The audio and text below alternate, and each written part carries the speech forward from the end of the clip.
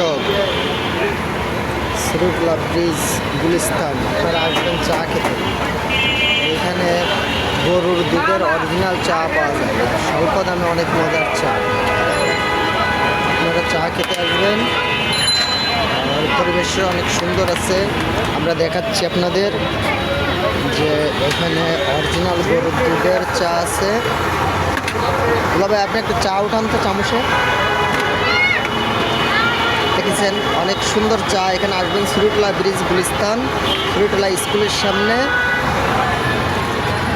পরিষ্কার পরিচ্ছন্নতা, উন্নত মানের চা।